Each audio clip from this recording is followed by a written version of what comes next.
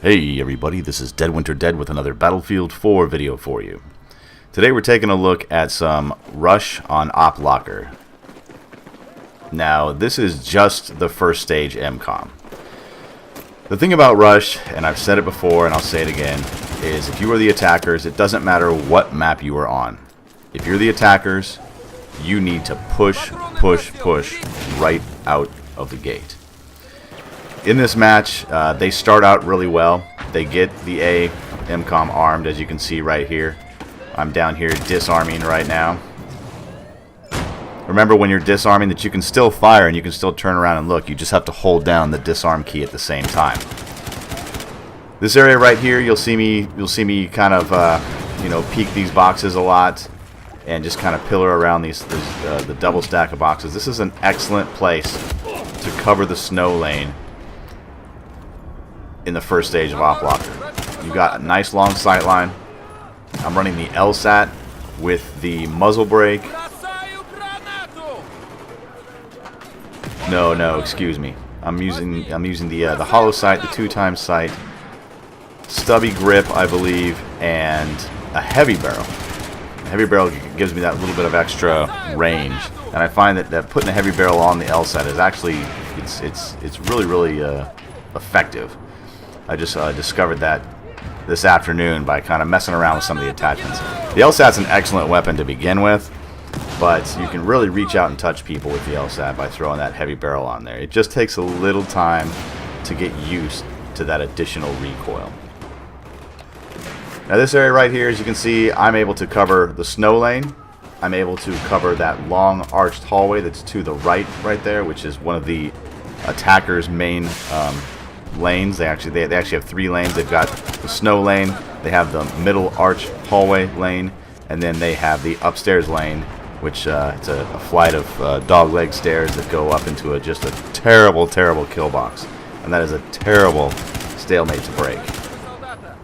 As you can see here, they pushed hard. They pushed hard and fast, and I thought it was going to be a really interesting match because they were able to get the arm on the Alpha MCOM really quick, and then they were able to destroy the Bravo MCOM. So we have us one single MCOM left, and I thought these guys were really going to do it.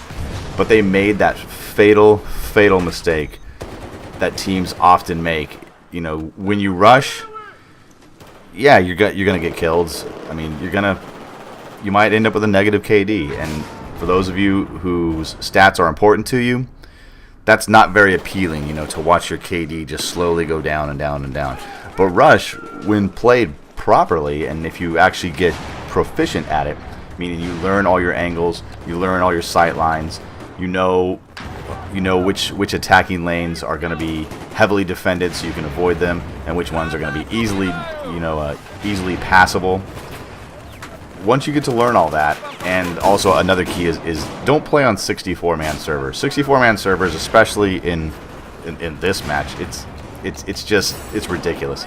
Play on a lower person count server so you actually have a chance of breaking these stalemates. But what happened was they got into a stalemate. They didn't push, they got into this stalemate, they didn't push. But right here, they start to break that stalemate a little bit. And you got a guy jumping down on the MCOM. I don't think he actually made it, but there were guys pushing the objective, and they tried to get that arm, but we were able to just hold them back, and it turned into a fairly exciting round for a couple of seconds, and then it got back to the old Rush stalemate, where you just have 2 teams nade spamming each other, peeking pillars and shooting down hallways. Once we cleared these guys out of our rear area, it was pretty much game over. They just didn't have it in them to push a third time. Their first push out the gate was excellent, and they should have kept that momentum up. If they had kept that momentum up and kept that aggressiveness up, they may have been able to get past this first stage of MCOMs. But they just couldn't do it, and granted, you could say, well, maybe the players on the defending team were just better players. Well, maybe, but I had been playing on this server for 4 or 5 rounds prior to recording this footage, and we were all pretty evenly matched. There wasn't really anyone who stood out. There was no one guy who was just really like, wow, he's really good. He's always at the top of the leaderboard. No one really stood out. It was kind of a to and fro, a give and take, and so we were all fairly evenly matched. So you can't really use that argument, even though sometimes that argument is valid. But most of the time in these rush games, you're not really going to have one guy who is just a standout and he just carries the team to victory. That's not really going to happen. Sometimes when I play with my friends, my battle log friends and my clan mates, we get servers where we can just completely dominate the server, but that's because we all know how we play, we all know how the maps play out, and we're also communicating, with our headsets, and that makes a huge difference.